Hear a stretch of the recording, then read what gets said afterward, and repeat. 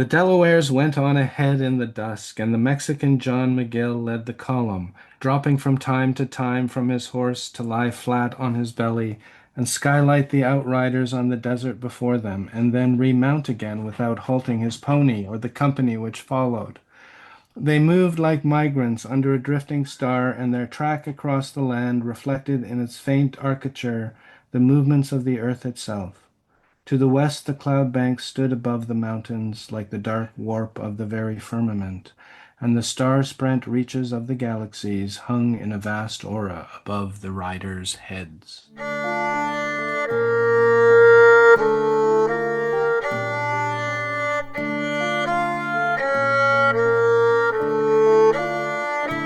Hi, JVH. Hi, Candy, how are you? I'm good. I'm glad to be here doing a podcast. It's a tough chapter, but we're going to deal with it. It's It's chapter 12. it's good to catch up It's good with to you. catch up with you. It's good to see you on screen and think about this discussion we're going to have. I'm looking forward to it. We have some great, very exciting news. The first part, I want to apologize. We had so much email going into our email of like junk that I missed a couple of emails and didn't respond quick enough. But believe it or not, I've cleaned up the email from Blood Meridian at Gmail, Blood Meridian now at Gmail, and we've got three emails and we're going to read them. And I'm just so pleased. We actually have people listening, and somebody wrote an email, three people, and we're going to read them. Yeah, we really appreciate the responsiveness and listening, of course. I mean, we love to talk about it, and we would talk about it anyways, just between the two of us, but it's kind of fun to get it out on the airwaves or whatever. Yeah. We had a an email from somebody named Peter. I'm not looking at the actual email, but from a copy paste. So, Peter, thanks for writing in. He writes, Hi, Candy and JVH. Says he's enjoying the podcast. He tells us that he's previously written about McCarthy's 2000, what is it, six novel, The Road, in his book, Theology and the Last of Us. So congrats on the book, Peter. I would be happy if you were even considered any kind of non-McCarthy expert guest to give some theological, ethical comments on some of the theodicy aspects of the novel. So that's super, super interesting. Peter, we will definitely get back to you, and maybe on some future episode, we will reach out and see if you want to talk about theodicy because well, yeah, the Blood Meridian too is kind of about evil, and I guess if you're speaking metaphysically or religiously, like evil is related to the problem of theodicy, or the justification of God in the face of Donald Trump. Mhm. Um, anyway, so what else do we have, Candy? Well, I've got another email here from Reese, and I'm just going to read it because here we go. Hey, Candy and JVH. Firstly, thank you. Thank you, VV, much for making the podcast. I love it. Yay. You seem like such great people, and I love the way your brains work. I'm learning a lot. I feel like it's so easy for in-depth discussion to lose pace, focus, interest, but I've literally never felt you guys losing any of those things. So thank you. Well, that's a pure miracle. I'm writing this on a ferry from Islay, Scottish Island, to the mainland a week or so after listening because I made a quick note to email you guys to share what I thought. Although I'm not sure you want to revisit previous chapter discussions. Yes, we do in in new episodes, which is totally fair. So forgive me if I misremember your meanings after a week. But yes, in the chapter 11 episode, you were talking about the judge trying to figure out what's going on there. I think at some point you wanted to suggest that his lofty tirade about the state of things, what it is like to be human, dot, dot, dot. Here's the quote. The way of the world is to bloom and to flower and die, but in the affairs of men there is no waning in the moon. The noon of his expression signals the onset of night. His spirit is exhausted at the peak of its achievement. His meridian is at once his darkening and the evening of his day. Dot, dot, dot, is a kind of paradox that could be resolved into a social Darwinism along race terms. Firstly, I hadn't thought of that and loved thinking about it as a result of your discussion, so thank you. I did find myself thinking, though, what if it never leaves the individual, all this talk he does? What if all this not quite proselytizing, but definitely worldview shedding is actually just him talking about himself? Almost describing that psychological state that can come after feeling like you've achieved something or found a purpose, when you suddenly think, but what's the point? I guess I'm talking about the common struggle of finding meaning, but specifically, what if it's like Antoine in Nausea? What if we're seeing a man who has simply outlived himself? And maybe not dealt with it in so dignified and French a manner as Antoine, although the judge is very eloquent and careful. There is a post apathy about him, as if he has been through apathy and back and found the ability to grin bleakly somewhere along the way. I always imagine him creepily grinning to himself alone after these orations. He's walked. That's disturbing too. He's walked the path of being human and come to the edge of the cliff, and what he sees happens to be darkness, so he comes back calmly and talks about it to lost souls. Antoine talks about parts of his life, habits, his identity even, continued past the point of being meaningful. I can see the judges having had this feeling at some point in his past and turned around frightened and then deciding to grin. I think JVH might have offered that the judge is saying the world is like this and there's no point in crying about it. And maybe that tenet is not so much what he thinks other people should live by as simply what he's landed on himself. I'm not going back to that pinnacle, that noon of my expression, because there is only one way down, he might be saying. So I'm going to stay right down here with you. As readers, as readers, we've never given an individual on equal intellectual footing with the judge to see his ideas truly discussed. Maybe that's because it is really about the judge and what's going on for him existentially, and not mapping what he says into the world. Well, I'm not so sure of all that now I've written it out, as he definitely has a control complex, and the stuff about common destiny of creatures isn't exactly internally focused. But then again, maybe he wants to be outside that common destiny because he hasn't completed the outliving just yet. He's almost there, but stuck in a horrible in between. And here is McCarthy's offering for what Sartre would have been left with if the outliving hadn't gone so cleanly. Anyway, you made my brain go there. Thank you for reading this, and more importantly, thank you for making a podcast which entertains me so much that I find myself having thoughts I like and wanting to send them to you. I learn huge amounts every episode. Please keep them coming and long. Best, Reese. I like it that he doesn't mind how long we talk. So thank you. Thanks, Reese. That was incredible, and I love yeah, you're reading the judge through like existentialism. That's super cool. That And really makes sense. I mean, McCarthy like kind of came of age as an adult in like the early 50s when existentialism, was born. So that was did probably make it across the pond. So it was probably in, his milieu too, and like he breathed that in, I guess. it's also a fairly compassionate look at the judge because I'm not so compassionate, but I think that that gives us, it is an interesting point. And I think, of course, there's a sympathetic side to Richard III. We could see some sides of him that could have how he got there. And yeah, I think he is somebody who has seen the void, has seen the existentialness of life, and he has decided that he doesn't have to be accountable, which we'll probably talk about as the podcast in further episodes. But I think that's what's happened with the judge is that he has seen nothing is everything is permitted because there is there isn't a kind of basic moral code written into the world as he sees it. So he thinks he can get away with it.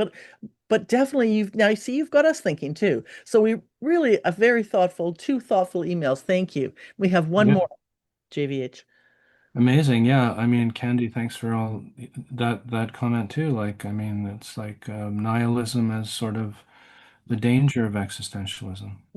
Mm-hmm. We also had an email from someone named Tim from near my hometown. He lives in Canmore, Alberta.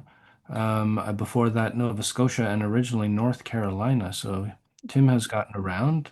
Um, and he's, really loving the podcast and our discussion of ceremony and ritual as catharsis. And And he even claims, and thank you very much for doing so, that listening to the podcast has helped him with a poem he's been struggling to write, Mm. trying to find its aesthetic center. He thinks he has it now. And Tim, we must have a follow-up, obviously. Send us the poem. Um, so yeah, he lives in Canmore, and that's amazing. I was literally just there about a month ago, Tim, climbing Howling Peak. I'm from Calgary originally, but now I'm in southwestern Ontario. But so Tim is a poet, and Meridian really appeals to him as a kind of epic poem. He puts it in the class of Moby Dick, Huck Finn, Ridley Walker, and in parenthesis as his all-time favorite novels. Um, he's had some trouble on the podcast with discussions of occult subjects like astrology and tarot and numerology. It kind of feels woo to him. And I mean, I get that, right? Because it's sort of, it's kind of a new agey thing. But it does have, like, as especially Candy's been arguing, it has these really deep historical roots in, like, philosophy and science. Um, he thinks that.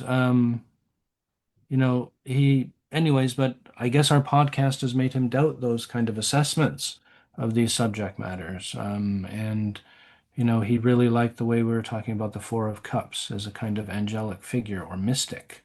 So that was cool. Thanks, for that, Tim.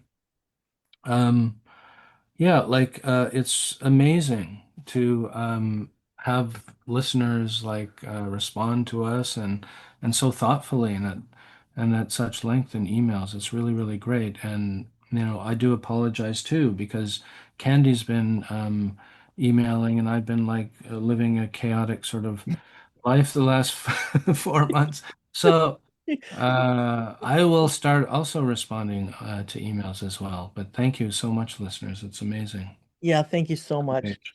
And so don't be shy. You can say anything, write us about anything. And hey, if you need advice, we'll give you advice. No, and honestly, we want to hear about anything and really appreciate it. So it's funny because Tim thought that like at first, it's funny at a few papers when I deliver a paper, it's even Dennis McCarthy, Cormac's brother, came up to me and goes, Candy, you're really into numerology. I said, I'm not into numerology, but I think your brother is. I mean, I'm into numerical composition, and Tim, you're a poet, so you would know there's a great history of numerical composition in all kinds of poetry. And I am curious about the numbers in McCarthy. He has a lot of Easter eggs. I think they're more than Easter eggs, though. I mean, an Easter egg's fun, but he really is a trickster in his books. I've actually gone through because it's been a few weeks since we did a last podcast, and I found myself going through the novel and checking my dates. I've done a work on all the dates in Blood Meridian, and most, if you go on Reddit or anywhere, you're going to find there's 5 to 6, maybe 8 dates that people have agreed on in the novel, but I've got 50. About 50 from going by the moon. When he mentions the moon, I've looked up at 1849 in that month, what the moon looked like, what was the gibbous moon, to narrow down the dates. So in this one chapter, chapter 12, 1, 2, 3, 4, there's about 10 dates actually I've been able to track down, including July 4th. The chapter opens on July 4th, Independence Day, in my work. But I was going to say something about the dates was that, and I'm going to post all these dates on our Substack page because, maybe somebody out there can go, you have counted the days wrong. It's not July 4th, it's July 6th or something. So maybe, some group sourcing this because it is kind of a lot. I did it with the passenger in Morris, and I was really worried about whether I was accurate or not. But fortunately, somebody sent me something from Reddit that somebody else had found the same dates. So there was another crowdsourcing, Oh, right? that's cool. Yeah, Yeah. it was kind of cool to see that somebody else was obsessed with looking at the dates. He's put so many dates in there that I feel like it's part of it. I feel like it's a metaphor for how we look at why he writes the way he writes. And not only that, it is part of an art history tradition of time factoring. And we're going to be talking about some of the poetry in this chapter. And what came to my mind was Harold Innis, Marshall McLuhan, and another guy, Father Walter Ong. These are guys who, well, he was a protege of Marshall McLuhan. I know I'm going way Right. back Yeah, into, it was. Yeah. yeah, I'm going way back into Canadian. Well, I think they hit the world market. You know what's funny, Media John? theory. Well, yeah, media theory of Canada. But listen, JVH, those guys were famous. Like, who do we have famous now in talk shows? We used to have philosophers and cultural critics. Now you might get them on, I guess Jon Stewart did have some on there for sure, but that was 20 years ago. Right now, I can't think of any talk shows where these guys come out. Hey, it's like Kreskin, it's like Tiny Tim and Marshall McLuhan. Yeah, I Well, don't Dick Cavett would have had Hmm, like definitely, intellectuals and super definitely, cool people on, definitely. But I'm but just we saying, don't like, have anybody like Dick Cavett. right. So, with Harold Innis, let me see if I can kind of get this. You're going to be able to correct me, JVH. But basically, what I understood, and Hugh Brody also had a lot to do about this with Indigenous and written. So, my interest is the written language. Originally, this story would have been oral. We're worried about the language and the way he writes, the N word in this book, different violent situations and things. Yet, when we did an oral narrative, which we did for a million years at least, 70,000 towards a million years, we were telling stories with our hands and keeping track of numbers and dates in the moon on sticks, on notations, on notches. And he says that Innes has the idea that the written, it took it away from the community. It offered up a control system, that it removed the the communication between communities and experiential storytelling. When you tell a story, it was everyone who was experiencing it. Here, the written word and Father Ong, he says how it developed the ego actually. The written, he's done an awful lot of work on Oh, back to the history of written work, and it turned us into an egocentric storytellers rather than a community story, and we had to change the way that we memorized and communicated about culture. We embedded all of our culture and our beliefs in those oral narratives and the visual notches on sticks, and everyone would have been watching the moon. So one of the things I feel about all the dates in Blood Meridian is it has so much to do with the positions of the sun and the moon. And I don't think most of us, I think we've said this in past podcasts, is he's describing something that would have been life or death. Now we're like, oh, I'll look at my phone. I have an app for looking at constellations. We don't know the constellations, maybe. I don't know. I'm throwing that out there, JVH, and I'll well, put that's those amazing. dates. Thanks. So like, kind of what you're saying is that, as McCarthy is writing, he's not writing down July the 4th, No. 1849, but that he's actually himself probably doing the same kind of research you did, looking at the phases of the moon in 1849 and kind of telling that this is when it is. And so he's like, to me, that just sort of shows his kind of cosmic perspective, Mhm. that these actions are set in this vast, it's just like the passage we read at the beginning, right? Like there's just this cosmic kind of import to the action. And I think it's, like, and we talked about this in our production meeting, it's kind of, deceiving, right? Because this is a horrible chapter. It's like you kind of liken, it's chapter 12. It's like the midnight of the book. Oh yeah, yeah. I did want to add that. Thank you for reminding me. There's 24 sections in the book, and I've said earlier that that could represent hours in the day. So if it does, if I'm correct on my hunch on this, um, then we're at midnight right now in chapter 12. We're going into midnight, and we're changing. And the dates in the book begin. There's dates like an Easter. I think he meets Toadvine in Easter, and the second last at the end of the book we're at another Easter. So, there's little funny things like that. And yeah, I had to reverse engineer it because because I was counting back days and then looking at the moon chart because he doesn't say it, but then he might say a full moon or a gibbous moon. So I just kind of kept Yeah. going back and forth in the text. And again, I'll put it on Substack and maybe we'll group source it. I can So make it's a fool out of midnight, or myself. maybe I guess it also might be noon, right? Like it's It could blood also meridian be noon. It or could the it could be. It could be noon. You're right. It could be it's the meridian. right? It's the Meridian that That we love. word, I mean, that word does appear in this chapter somewhere. Does. It Um, does. And also July and August. We've got July. This whole chapter is pretty much July. And then the next chapter is it goes into August. It moves quite quickly through the year. We'll deal with that later, but there you have July and August right in the middle of this book too. If we looked at sections of cutting the year in half or something. And I've right. mentioned it before, my copy has almost 365 pages.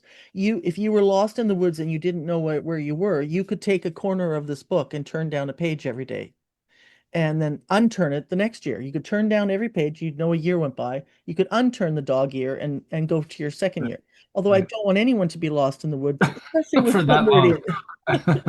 Especially with Blood Meridian. So yeah, Yeah. what have we So got going in this chapter? Like we're technically. crossing the border. I mean, that's the first chapter subheading, crossing the border, and it is like a kind of Mm, darkening of everything because it's this massacre of the slaughter of the Chilenos, as mm, the subheading also says. mhm. So it's a really dark chapter. At least that's how it felt to me when I reread it for the millionth time. In this kind of Mhm, process we're going through.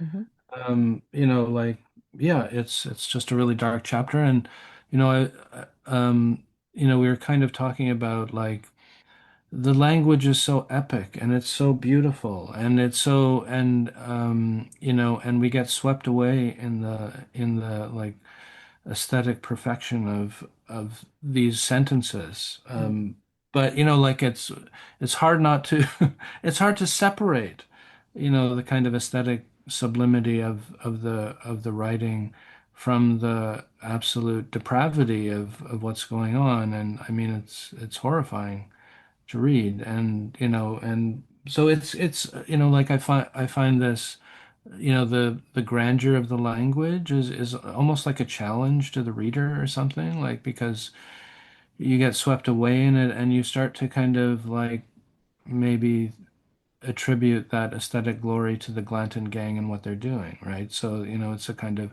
glorification of absolute horror. mm.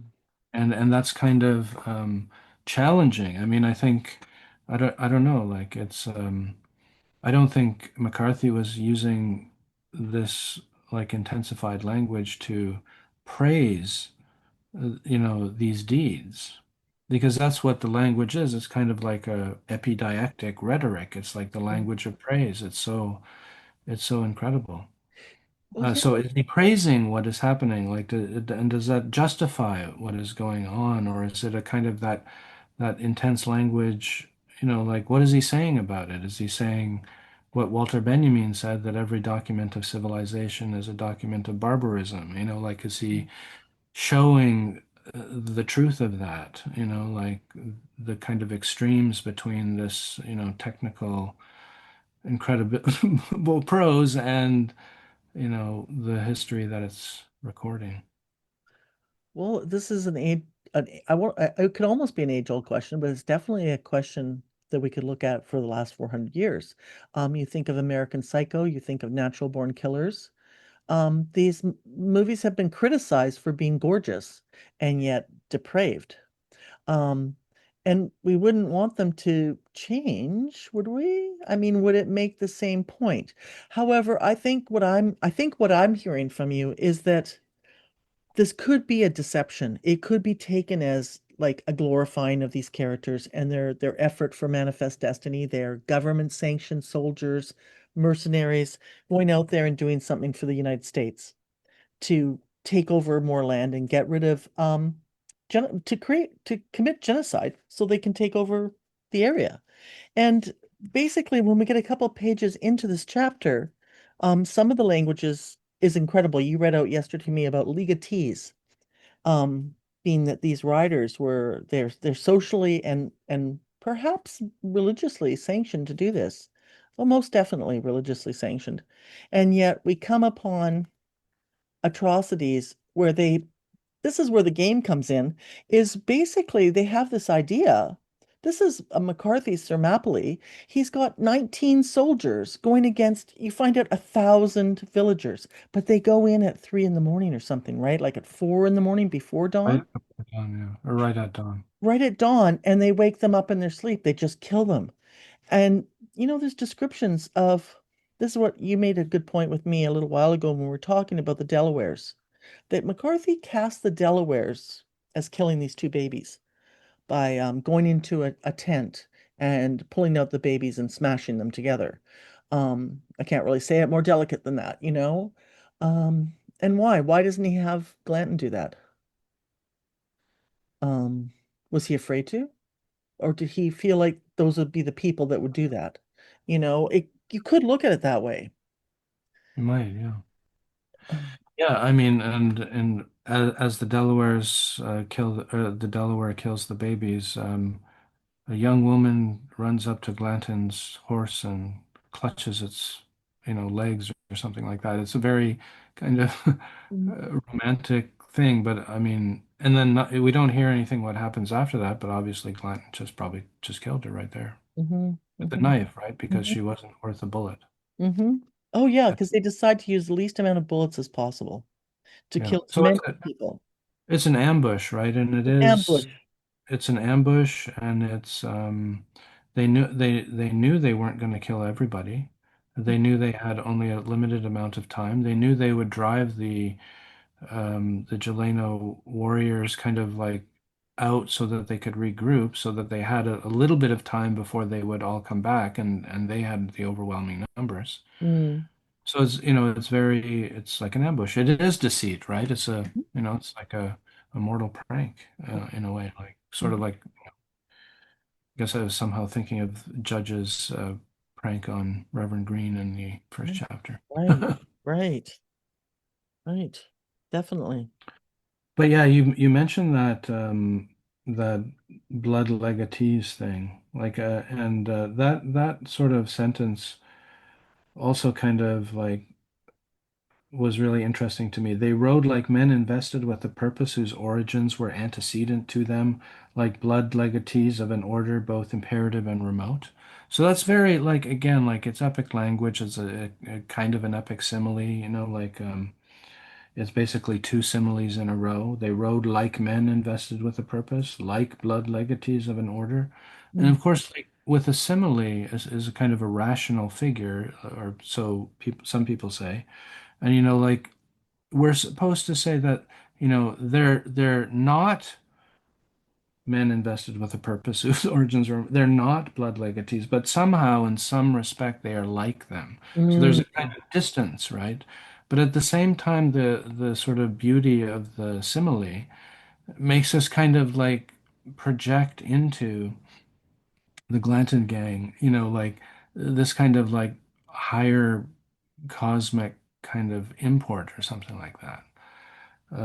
But when you read the similes, like, and then I started thinking about similes and how similes we use them differently in different contexts. And like I might say, um, you know, to a businessman who's wearing a suit or something like that, I'd say, "You sure look like a businessman." Like sometimes you use a simile to, you say you are like yourself. Like so sometimes we can use it in that kind of ironic way or whatever. And I almost sort of think of these similes in that respect. Like if you think, there is something literally true about them being men invested with a purpose whose origins were antecedent to them, and that's colonial capitalism, right? mhm, That's the purpose in a way. Like, and it's not even like at the moment they're just sort of like they're laborers basically because they're working for the Mexican government. mhm, So they've been outsourced or they're like mhm, by the Mexican government. And so like so they are men invested with the purpose whose origins were antecedent to them. But instead of some grand, mystical concept, they're just, they've been invested by colonial capitalism. Or like blood legatees of an order both imperative and remote. And that's very true too. Like colonial capitalism like was a European invention.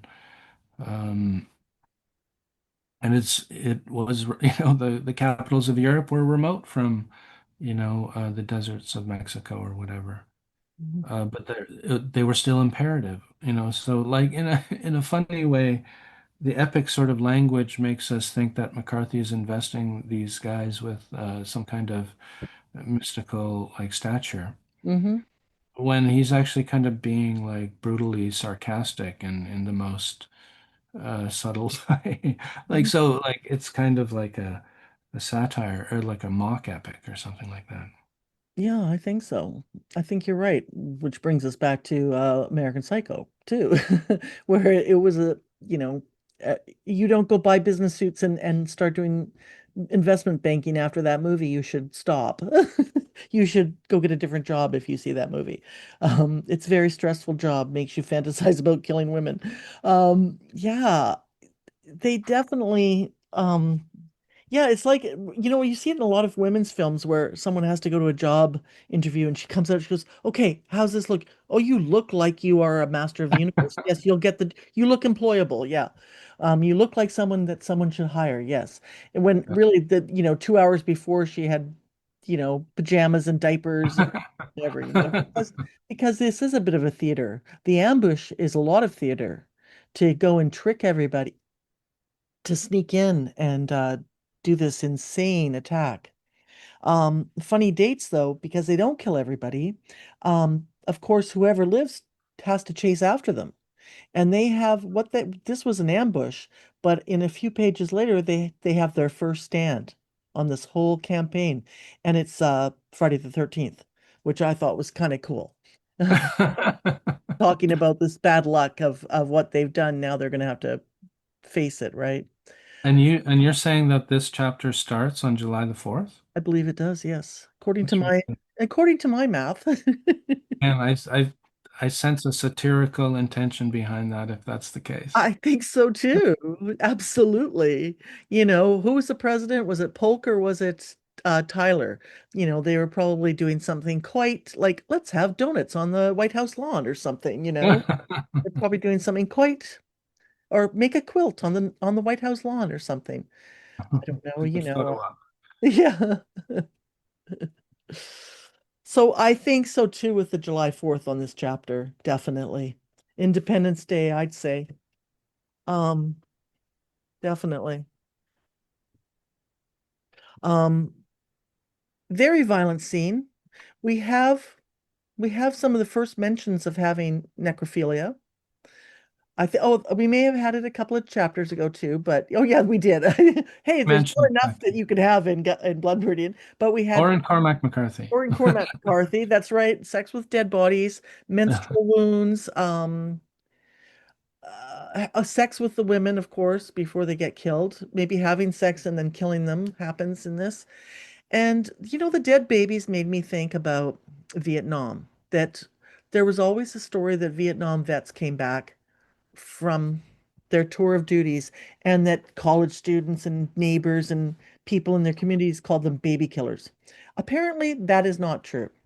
Apparently, that's an urban myth. On Mike Wallace, he did ask about one campaign, and it was the very famous uh, My Lai massacre.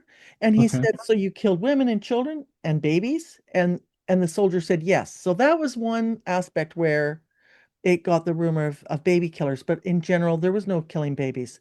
And only 2% of Vietnam vets have ever claimed that there was bad or anti-sentiments towards them, anti hateful language or hate crimes or name calling towards them. That is some kind of a myth we've put out, like an urban legend in the community. So I think that's really important. And I think that in a way, this baby killing thing is a response to the Vietnam War and this scene because 10 years earlier, anyone, if you were in 85, let's say you were in college, by the time Blood Meridian, even though hardly anyone read it, you could be 30 or 40 years old, you get this, you're going to be thinking about Vietnam. You're going to be thinking about these war trophies. You've just seen it on the news. You've just not like war clips in the movie theater like World War II. You've seen it every night. And I think it's playing with a bit of post-traumatic stress disorder. And certainly the scenes are violent. I'm not taking away that they aren't disgusting, But I think it could have been really quite traumatic for people reading at that time who may have been to war, or had somebody in Vietnam, or involved in protesting, the peers of that generational time period. So I wondered about that. Maybe that's why he didn't have Glanton killed babies. However, we do find out a lot about the characters. We find a lot more about the kid in this chapter, and we find a lot more about the judge. Something is confirmed that you and I were talking about. We knew it was coming. But when you read Blood Meridian for the first three, four times, you don't really know much about that kid in the mines from Del Sobra, the mines 2 or 3 chapters ago, where they hide up with the crazy guys. Oh Um, yeah, and the infected mule or horse that's got the snake, right. that scene. Like it's something out of an attic tragedy. Yes, yes, that's right. Um, Back then, there's a kid that dies, and he's thrown in the pile, which is also very disturbing when the gang leaves. And it's like, well, what happened to the kid? Did he just fall and bonk his head? I think we now find out in this chapter exactly what happened to the kid. Whatever dear, admirable, Nietzsche's uber mensch feelings you could have about Judge Holden, he kills a kid. That he kidnaps a kid from this event, that this ambush they've done. And by the end of the chapter, he lets the guys in the gang all play with his kid, tease it, laugh with it, have fun. And then he kills it about a day later. Um, obviously he's a pedophile. And um, I found that as disturbing as the battle, you know. Yeah, yeah, totally. Yeah, it's a great point. He is a killer of children, and like he's like the bad father or something like that in Mm, psychoanalytic terms, right? Like or Saturn eating his own children. yeah. Maybe he's Uncle Sam. Yeah. And a recurring myth in McCarthy's work, the father and son issues, right? Yeah. Very, No, very, yeah, yeah, you're very totally right. difficult. And then Chamberlain, the Holden character is does enrage somebody who I think I should have brought out my Chamberlain, but um he does um assault a young girl, I think, but McCarthy kind of like gives him more of like a homo erotic or homo, like or he abuses young boys before he abuses young girls in Blood Meridian. There's in the end there's when in the Yuma massacre scene where he's found naked with two children, right? One a boy, one a girl. Hmm. Yeah. Yeah. Very good. Very good. That, Very that true. that exchange between him and Glanton, like about how the massacre is going and the judge calls the Glanton gang yahoos, Yeah. which is a great, word from Jonathan Swift, but also like shows his kind of contempt for everyone. Well, And Glanton's like, well, if you want to keep riding with us, you better find a horse. So he has no love lost for Holden either. Holden is somehow mm. useful to him. Yeah. Well, you're bringing up a couple of other things about their attitude amongst each other. Let me just think about that for a second. Um, we've mentioned the mines. I want to go back and talk about that chapter for real quick. Was when they had the horse and when they go into the Presidio at the copper mines. North America has had copper mining for 10,000 years. I was really surprised about that. I guess that copper's always been very attractive, right? The fellows that are in there, they're copper miners. They've been doing it on their own. The mine and Presidio where they're staying, the guardhouse, which was built to protect the miners at that old mining operation, is long closed. It's closed. It closed 20 years earlier or something. But I wondered when the novel describes them as half crazed if they maybe had lead poisoning. Because one of the byproducts of digging for copper or any kind of mining is that you're shafting, when you're smelting, you're getting lead. So I wondered if that was why they were half crazed. And I wondered about that too because of the mule also being half crazed. It was like another amplification that he often puts throughout the book. I don't know where to go with that, but it's kind of cool that he had some environmental issue there that we now would have it's a huge thing, but it was like maybe that was part of it back then. You- Um, Yeah, and also a class issue, I think. Like, he is sort of like sensitive enough to like worker characters, and again, like for me, thinking about what you've been saying, like, and going back to kind of rhetorical traditions, like it's an epic, but in the original epics of Homer and Virgil and dot dot dot, um, the people who were narrated were always like kings and like Mhm. and warriors, right? It was like elevated social, so the epic was reserved for the higher strata of society. But McCarthy, throughout his life, really, like, and throughout his entire corpus, right, like it just sticks with lower classes, underclasses, working classes, at best, like disaffected intellectuals, like Sutri to Alicia. It's so true. Um, and so he has this allegiance to the poor, or Mhm. to the everyday common man, as you might say in the stonemason. Working poor, maybe, yes. So it is again kind, and I would say, like, as a literary artist, like he, obviously, like his feelings for different people at different social strata, like, may come from somewhere, but like from in literary terms, like he learns that from Joyce, right? Joyce was just, he also wrote in an epic mode, and well, at least in Ulysses and Mhm. maybe Finnegan's Wake, but like his heroes were like petty bourgeois, like the Joyce did not care about the upper classes, and like he wanted to narrate the life of the lower classes, and he has that too. So, like, again, the sort of Irish and kind of influence, and in this kind of satirical use of the epic form. Well, you're making such me think about something is that, in this kind of flighting, I don't want to say hubris, but it could be, language, this, he's definitely built up this one aspect of these mercenaries. But when you're reading it, this is highfalutin language. It's colonizer speak many times. It is the language of the control system or the Bible. You know, no offense to the Bible, but Christianity, forms of Christianity could be control systems. Not all of them. I'm not saying they have to be. Same as Buddhism or any other religion, right? Yeah. Oh, excuse me. And I'm thinking here is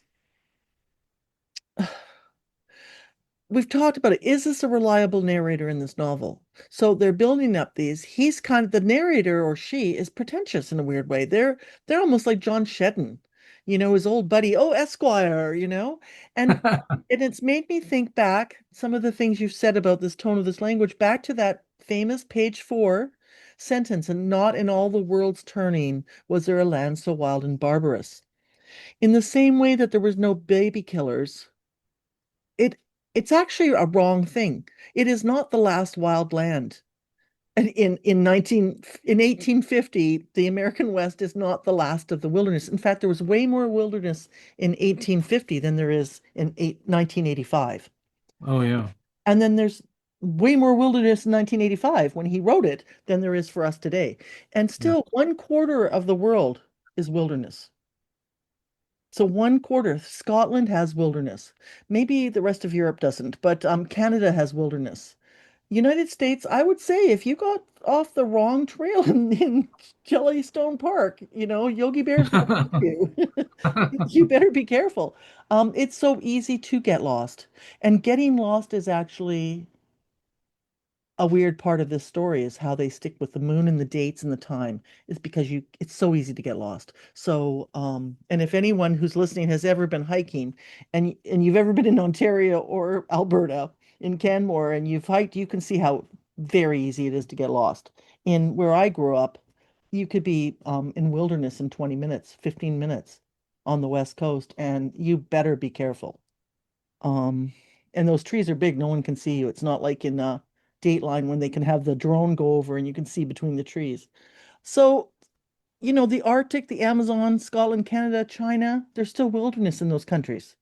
So I think we've really got to kind of be suspicious about that. It's a beautiful sentence. It makes it sound so great, but McCarthy for sure knew that wasn't true. He was appealing to a hoity-toity reader who had a romantic notion of what how we figure out who we are, and the idea that we go into a sublime state to find our find out who we are. Maybe it's a satire. Maybe he's joking there. Maybe he's testing. Maybe he's written this florid language, this poetry, and writes about regular working people. And it's pretty hard. Who would have thought the ivory tower would have embraced Cormac McCarthy? So um he's not so nice to the Ivory Tower in many of his books. Sutri's not so great, and who would have known it would have become the academics who kind of at first would read him. Oh, Doesn't he or call Holden a Harvard type? he does. We mentioned that in that in the John Sepik conversations. He calls the judge that Harvard type, so he didn't Yeah, but have. it's a Harvard MBA. It's not a Harvard English. Let's be honest. Yeah, McCarthy is a very literary guy. Like, I he mean, is a very literary guy. he's like thinking of Herman Melville and James Joyce. He doesn't care about the reader. That's true. He doesn't care. Probably doesn't care. Well, I think he wants us to have fun. Yes, I and he think is having fun, and it's like it's pretty it amazing to see just like him in the weeds as we're reading the slow, right? is. Like, I see him in process more clearly at Yeah. this slower pace, and it's really amazing. And like last episode we were talking about chapter 11 and Judge Holden's story about the harness maker and how the harness maker used to dress up as an Indian and beg for money or whatever. And then in this chapter we see that some slaughtered quote unquote Argonauts, I guess they're, gold seekers or something, Hmm. uh, who have been set upon and murdered by white men dressed up as Indians. Like so it's sort of like he's just like he's weaving motifs over and over again and like infinite variation, or well, like what seems like infinite variations. And like he's to me, I just see him deeply concentrated on writing the work of art. Like he's like really he's sort of like Judge Holden down in the pit, and all the ideas are pissing on him. And he's Yeah, just like the bloody dark pastryman. yeah, It's really definitely. it's that part is really great to That see. part is really I great. don't know about his political commitments or anything like that. I'm kind of on the fence about him, and Hmm. I'm bringing out whatever leftist side there is in him. So that's good enough for me. Hmm.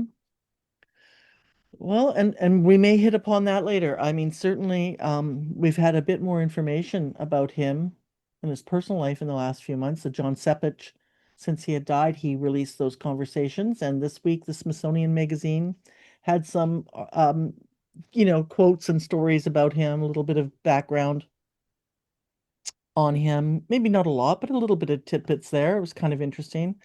But, it is all I like it when he says it's all in my books. I think it really is. And that Indian, you're so clever with the harness maker and that he dressed up as as indigenous, and then that's like the fractal. It goes back into an enlarged part. And I see this with the dates and the motifs that he repeats and the Easter eggs he puts in all of his work. And it's not just about being an auteur. It's about that he has some reason why these things need to be repeated. He has the Mozart's concerto too, at least three times in his work, in The Counselor, in The Passenger. I mean, I don't know. We're still trying to figure out why, why does he have 117? And then in The Passenger, he has 1117. Um, you know, what's going on? He has signs and wonders in No Country for Old Men, and he has signs and wonders in Blood Meridian. Something's going on where he wants to put these in it. And it is like a painter, sometimes he's going to repeat some motifs that he really likes. Maybe he's driving it home. It didn't get sunk in the first time. I don't Yeah, know. and you mentioned the early passage about, in all the world's turning, and that has to do with, testing yourself against the world and finding out whether, you have a will to create something in your freedom, or whether, you're just another form of clay being shaped by other forces. And like those ideas of fate and stuff like that are in this chapter too. Like there's that again that one really amazing passage about when they found the village and they're there, and then it's dawn, and then it's time to go, and then they go, and the narrator describes them as trammeled to chords of rawest destiny. Like so they're even, so even questions of fate and are the Glanton gang in a way just kind of like, well, agents of some imperative remote thing, or are they like, themselves, puppets or Right, whatever, right. or is this all fate, like, Are so they all just, of these concerns are again in this chapter too. So that's, yeah, it's just like motif it's so true. repeating Now, upon. here's a mystery for me in this chapter. I don't understand why no one would help Davy Brown pull the arrow out. First of all, I laughed like hell when McGill shows up. I mean, it's terrible. He's been stabbed, but I was like, oh, I forgot about McGill. Hey, it's McGill. He's like old Cindy. I Yeah. forgot about him, right? I was like, and then Glenn's like, get away from him, right? I Yeah, thought the that kid will be tries. The kid moves toward McGill, who's injured with some arrows or something. Has he been shot or stabbed? arrows. Oh no, I don't know. I don't know if But he was shot or arrows. In my mind, it was arrows, and same as Davy Brown. Good he had question. been skewered through with a lance and held Very the good. stock Ooh. of it before him. So that's almost kind of, well, it could be comical too, right? Like That's what I'm saying. somebody walking out of a tent holding. But so the kid's first instinct Yeah, is and Glanton just shoos him away and kills McGill because from Glanton's perspective, McGill is dead. yeah. So he should be just, it's over. It's over. Would it be euthanasia? Maybe in a nice way. But second Right. of all, he's not going to be dead weight to the gang. They have to ride. Yeah. Why let him get killed by the Indians? Yeah. The the village. But the part about Davy Brown, I don't understand. He's asking everyone to help him. Is it in his leg? I don't remember where it is. It's in his thigh It's or like, something, right? yeah. And I mean, we've got tarot cards in this chapter too, the wands and the lance, right? These could be motifs for tarot cards as well, but why the kid goes to help him, what? I don't know. It really moved me. I think after all this fight, and I've always been so hard on the kid, I might be starting to kind of like the kid right now, which is probably means I'm doomed. Yeah, because, again, McCarthy omits what the kid is doing and what the judge is doing, Yes. um, in the massacre of the Chilenos. Right. So, like, we don't see them do anything. So, but Mm. we should probably reasonably infer, that both of them were also murdering people and like, and all that. So, but yeah, the kid again, like, well, I mean, I think. I think everybody is saying no. And by the way, like, and Yeah, McCar why? yeah, because if it would became apparent to Brown that the effort was failing, he would have killed whoever was trying to help him. I mean, that's what Tobin basically says to the Mm. kid Mhm. after the kid helps him. Mm. Right, but I didn't find it that clear for me. One, I thought the kid had we see it. I would see this as a an effort at agency.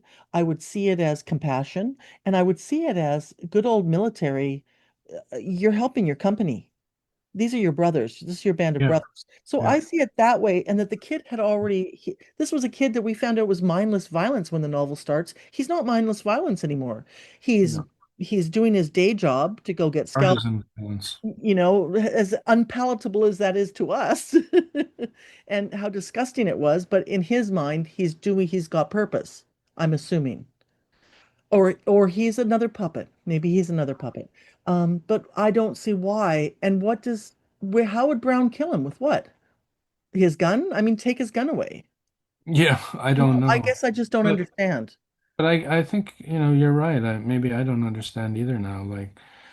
Like nobody, like there is a kind of like critique of pity, that pity is actually not good. Hmm. Hmm. And then that, if Glanton kills Miguel, that's kind of an act of mercy, as you said. And like, and there's something bad about pity, and you see this attitude in this like way different places than Blood Meridian. Like I think in you see it in Seinfeld or something, for example. It's For kind of sure in Seinfeld. those friends don't have any pity for each other, and they're all ready to basically walk away at any They are, moment. they're It's convenient. all of them are sociopaths.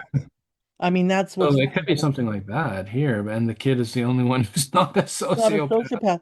Well, yeah, I guess that fits into we were talking about who did the Nazis hire? They hired sociopaths to do the Mengele was a sociopath. He happened to be a doctor or something like With a that. PhD in PhD. comp lit, I think. Yeah, okay, there you go. This doesn't No, that's so speak well to disgusting. It's the so humanity. disgusting. I know.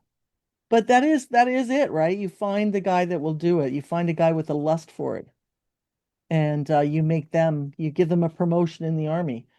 But yeah, that was very confusing to me. Um, you What know, I also liked about that scene was how the judge, when Davy Brown asked the judge, I think, yeah, and the yeah. judge says, "I'll tell you what, I'll take a insurance out on your life for everything except for the noose or something like that." Hmm. And that is again showing the judge as the book and the knowledge of everything that happens within it, right? Because Davy Brown will later be hung, right, alongside Toadvine. That's right. And Toadvine gets hung because he's Toadvine. He's taken from Thomas Bangs Thorpe's novel, The the, Master's House, and yeah, Brown gets hung because the judge says so 100 pages earlier. right. That's freaking incredible, isn't it? Yeah. There's the tarot card again too, two hangmen there that Yeah. comes up Yeah, 20 yeah. times, Yeah, right? exactly. Yeah. Um, Very fascinating. Oh, I know we have more. I know we have way more. Well, this is also the chapter you mentioned already the way the judge kills this Apache boy and Mm-hmm. how Mm-hmm. people Right. again kind of get offended or Toadvine does. Yes. And I think it's Toadvine who says, "God damn you, Holden." Oh yeah.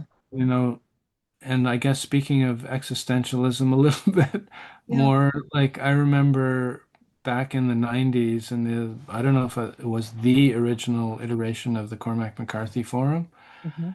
where I, came on as a brash reader of McCarthy and was insisting that this was kind of an allusion to J.D. Salinger's The Catcher in the Rye, and because "God damn you" is all over The Catcher in the Rye, and of course The Catcher in the Rye is about Holden Caulfield.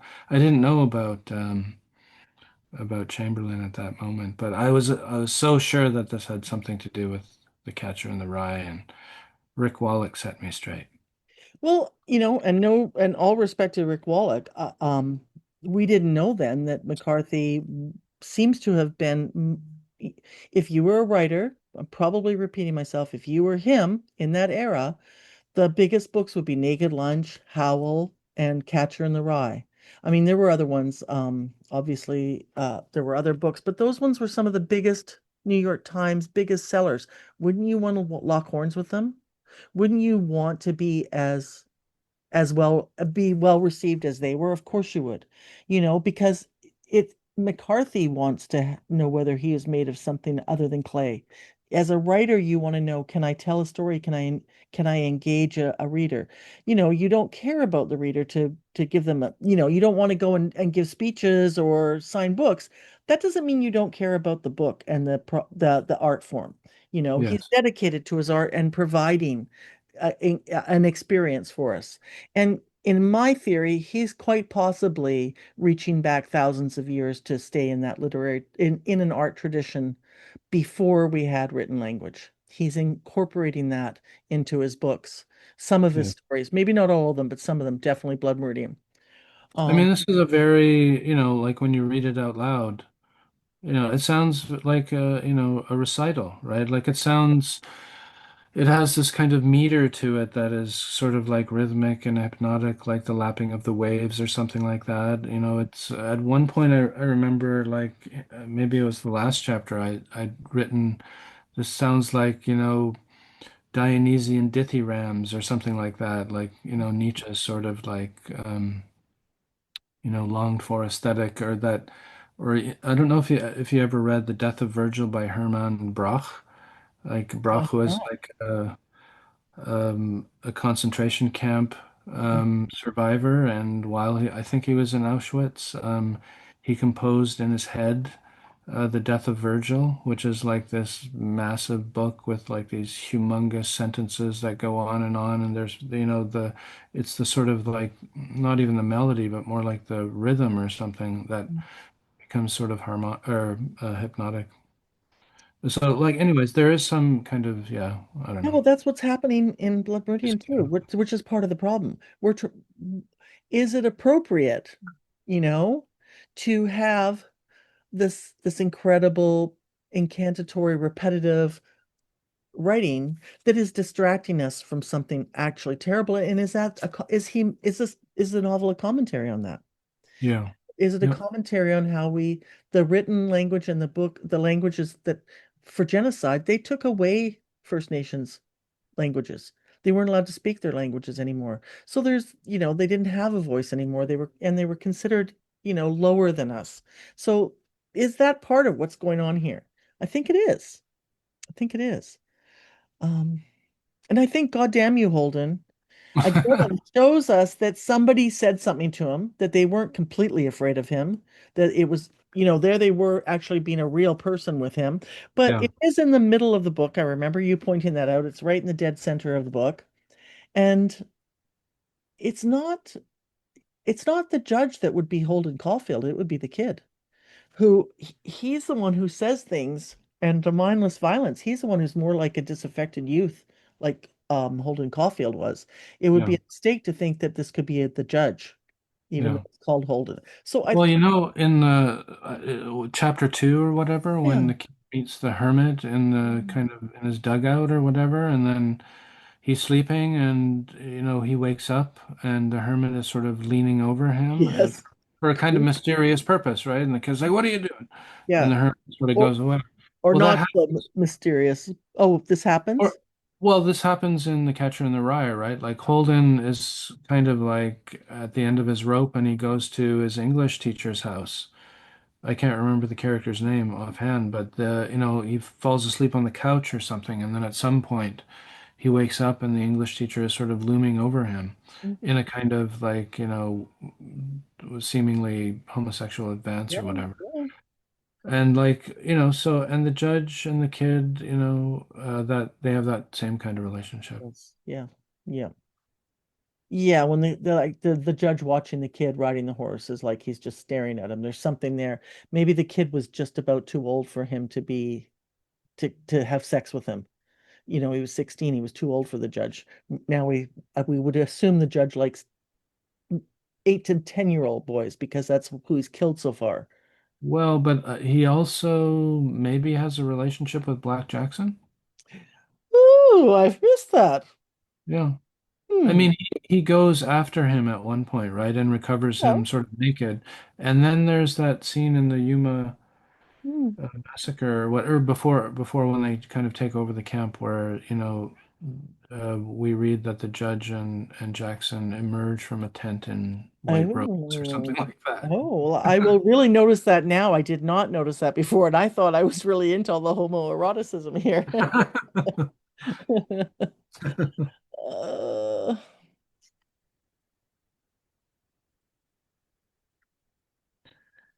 very cool.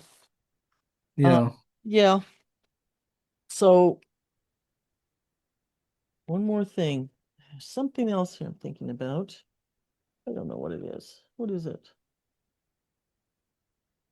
Maybe like while you look, like I just went to the last sentence of the chapter, Good. which also gives the date on the 21st of Correct. July in the Correct. year That's 1849. that's They how I wrote, went back. yeah, they Yep. rode into Chihuahua Yep. to a hero's welcome, Yep. driving the harlequin horses before them through the dust of the streets in a pandemonium of teeth and whited eyes. Small boys ran among the hooves, and the victors in their gory rags smiled through the filth and the dust and the caked blood as they bore on poles the desiccated heads of the enemy through that fantasy of music and flowers. I just love I love it. that fantasy. Like again, we were talking about how the language almost kind of creates or like glosses the scene and makes it fantastic when maybe we should be more horrified at Right. our own history, and so like that it ends with the Glanton gang being celebrated with a hero's welcome. It immediately kind of turns into truth, turns into fake news. Definitely. Well, the 21st of the date at the end of this is how I counted back to find the full moon and July 4th, because counting days when it goes 5 days they rode. And Right, right, amazing. sometimes you can't pin it down. You're like, was that Yeah, 3 days? How many are yeah. days? And then at the other, so I would say that chapter 11 ends on the solstice. And the judge's story, I worked out the full. It was we didn't notice it. We would have noticed it because it says it's a full moon, but in that story, it was a full moon while he was doing the shopkeeper story. So that's kind of cool. You can just see Hmm. imagery, right? But so then I knew that was June 6th because I went back and looked. So yeah, I mean, I'm having a little trouble with May, but I'm getting through it here. That's amazing. It's kind You of remind me of those Joyce scholars who have like gone through Ulysses and like this happened at 8:01 dot dot 42 seconds. I know I have always been that way. It's kind of I don't know why, and I suppose it doesn't interest everyone. I That's why I said I won't talk too much about numbers and dates on a podcast because it's really not that interesting. It's better when you have a little bit of a story and then say why you think that's important. But I can't just read out the things. It's too like, I told you when I counted the stars in No Country for Old Men, Richard Duckworth was like, is she gonna count every fucking star? And I'm putting that on a quote of a book someday. Oh, which reminds me, we can tell Tim's a Canadian because he used a swear word. One of our emails, I was like, yeah, the Canadian, he used a Fuck yeah. because I don't know if our American listeners know this, but Canadians tend to swear more than Americans do. Americans are very polite. Americans are Well, polite. they I tend to thought the cliche was Canadians were polite. no, but in terms of like cussing. Oh, okay. Cussing is kind of looked down upon, I would say. Is it Where really? I don't trust anybody who doesn't swear. No kidding. It's a sign of intelligence. There you Although go. intelligence is a bad thing, according to Paul Valéry and Yeah. Yeah, and McCarthy and Shakespeare. And actually I would qualify that as reason. That reason. The Enlightenment is a dirty word. Which is another thing to negotiate. How did he um reconcile that at the Santa Fe Institute? You know, right. Yeah. which I is mean, yeah, like we were talking earlier about Kant and Kant's yeah. sort of ideas of the critical faculties of reason, understanding, imagination, and Mm, sensibility, and how the post-Kantians, especially the kind of literary romantics, mm, kind of flipped the script on Kant, right, and elevated imagination above reason and above understanding. mm, mhm. And I think the Cormac McCarthy of Blood Meridian is still in that kind of aesthetic tradition of, like thinking that the imagination is something like, the ultimate, that reason can't go where the imagination goes. But I don't know about the McCarthy of the later novels. I don't know if he Right. still believes I that. don't know either. Yeah. Which will be interesting to Maybe. think about after I don't know. reading this Maybe again. not. But I think that He wrote novels. yeah, this goes to that not in all the world's turning are there places as wild and barbarous, is that the the idea that outside that imagination is is is triggered by awe and fear, by the sublime in nature to activate you to rely on your own individual self, but not like in an Anne Rand Ayn Rand. Wow, I'm so fucking up her name. Ayn Rand. That's Ayn So Rand. yes, in her notion of individual or American, but in terms of relying on your own imagination and your own self consciousness, that the way to get beyond that ego is by being in nature, um, and Well, find someone like Ayn Rand would, and like capitalists like her, they do celebrate individualism, right? But it's yeah, a specific kind of yes, individualism that a good Canadian sociologist would call, possessive individualism. That's right. But imagination, having imagination it makes you permeable Hmm. to the outside, to dreams, to the Hmm. cosmos, you're not a self-contained, self-possessed atom floating in a void. You're, resonating in a giant cacophony, so like, yeah, like, I mean, maybe, Cormac McCarthy passed muster with, all the government spies in the literary scene Yeah. because he seems to celebrate a kind of individualism. Yeah. But there, like he is subtle enough to promote a different kind of individualism than one that is possessive. Hmm. Hmm. And I suspect that he did feel that you should be careful if you're a scientist, you should have responsibility. In my fairy tale world, he kind of hung out there to keep them honest, to not make bombs. Well, I mean, they were all theoretical Yeah, physicists. that's true. They That's true. weren't doing They stuff. They weren't weren't. doing, no. Although, I mean, I guess he probably admired the scientists who built the bomb. Yeah, I mean, they were As amazing. being caught up in a kind of fate, I guess.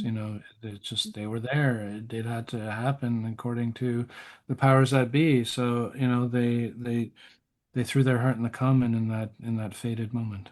And I think also it's so difficult to have funding and make a living in theoretical physics or, really Oppenheimer, it was in mathematics, it's not a great living that, you were getting it was in almost like you were getting lab money to do your theories, there was one side of it, whereas that when you have everything, when you have value bringing down to money, that's how people do corrupt decisions and blow up Japan, you know, drop a bomb like that on other humans.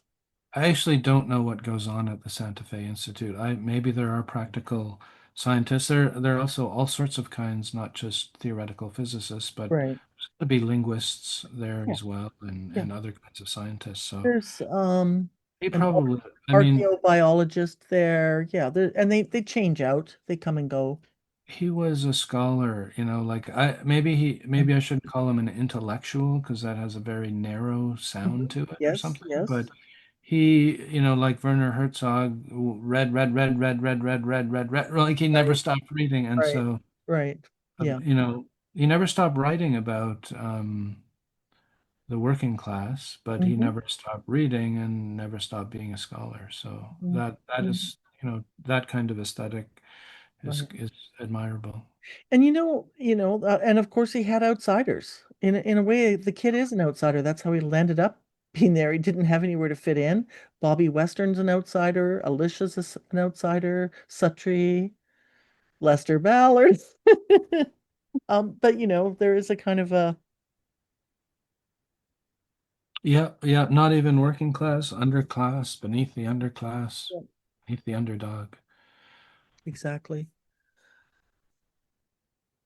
Just checking here if I had anything I wanted to add to it. I can't think of anything right now. Oh, wait, wait, wait. Wait, wait, wait, wait. I did have something. Um, so at the end of this chapter is July 21st. He joined the gang on May 8th, I believe. So that's 62 days that we've just had in those chapters, which is just insane that, most of that time and that the battle, the ambush was like an hour or two. Because at one point, I think they literally say after an hour they got on their horses and left.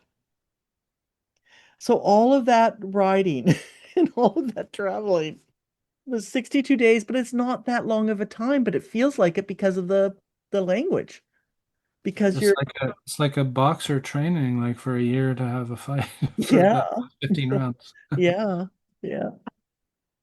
So yeah, according to my figures, he's only been with the gang 62 days. And do we want to do some math on those scalps or shall we wait till next episode?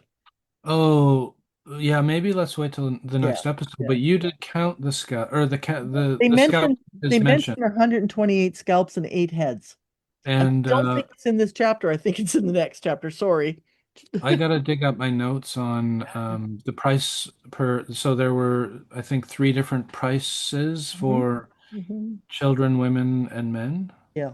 Yeah, And it was like 200, 150, and 100 US dollars slash pesos. They were equivalent at the time. right. It's something like that. So they made a fortune, right? And Yeah, you're right. they're about to blow through the fortune If they had, even if out of those 128, 75 were men, that's $15,000. in total. That's just if that was the men. Let's say 75 of those scalps were men. Okay. That would be $15,000.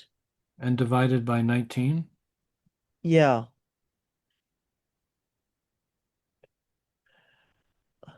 I'm doing the math on how much that money is today. Oh, okay. Yeah, sorry. It's a hefty sum for every member. It has to be. It has to be. I'm so slow here. That's okay. I just want to get the listeners stoked for chapter 13 I because know. it's a pleasure. Yeah. There's some great things in that Yeah. chapter. I'm just looking at the chapter subheadings and the Mm, memories are sparking, so that's going to be fun. yeah. Mm. So, you can email us at bloodmeridiannow@gmail.com, and JVH and I are both checking on a regular basis now. We won't let you hang. And I'm deleting all the junk as it comes in. I'm trying to stay on top of that so it's easier to find your emails. And we do have an Instagram page, and we also have a Substack page. And I will put the dates that I've been looking for on Substack tonight. That'll be awesome. Yeah, it'd be kind of fun. I mean, and I'm sure if anybody wanders past it and they notice a mistake, I hope they'll tell me because it's not I don't have any money on this. I'd like to figure it out because I do think there will be something that comes out of it. But in the meantime, yes, July 4th on this chapter begins. There's got to be a commentary there. Um, it's been great talking to you. I'm sure we're going to think of a million things after we close down. It is. I almost forgot to mention this sentence. Oh yeah, Already the dawn star burned pale in the east. It's just like, I love that one too. it's just, it doesn't have to exist, but it does, and it it's just amazing. Yeah, I love the azimuth too. Yeah, yeah. Yeah, I mean, there's a lot of astronomy in this chapter, and there's probably a lot Yeah, of astrology too. it is a good idea to keep in mind the kind of cosmic scene that the narrative is sort of encapsulated within by the writer, right? Like Mhm. so the sun and the moon and the movements of the planets, like these are all happening as these events unfold, and they seem to be captured as well. So Definitely. this cosmic perspective is something interesting. It is actually, and in my list of dates, I do have some of the celestial mentions in it. Um, because they're pretty interesting too. Like there was a chapter where it was the moon was on one end and the sun was on the other end of the horizon, and that's called a syzygy. I'm probably saying it wrong, No, but you're not. oh, good, thank you. And we could have gone down a rabbit hole with that too, but I did include it in my date listing, so I'm going to That's try right. and put, John Sepich does have some astronomical stuff, but there's a way to bring my cup of tea over to the table. Uh-huh. It's over there cold. I can see it 10 feet away. Well, it's been great talking to you. Great talking to you. And thank you for listening, whoever's out there. Rachel, if you're out there. Rachel's gonna like this. She has done some writing about Rachel Griffith has done some things about holidays in the Border trilogy. Because I think there's Easter and Christmas in that too. And Right, right, yeah, yeah. so she might find this kind of interesting. And thanks for listening. Yeah, thank you. Thank you, everybody, for listening. And thanks, Candy, for an always stimulating conversation. You too. I'm gonna toss and turn and think about everything you said. Me too. All I'm going right. to think about everything you said. All right. Talk to you soon. See ya. See ya.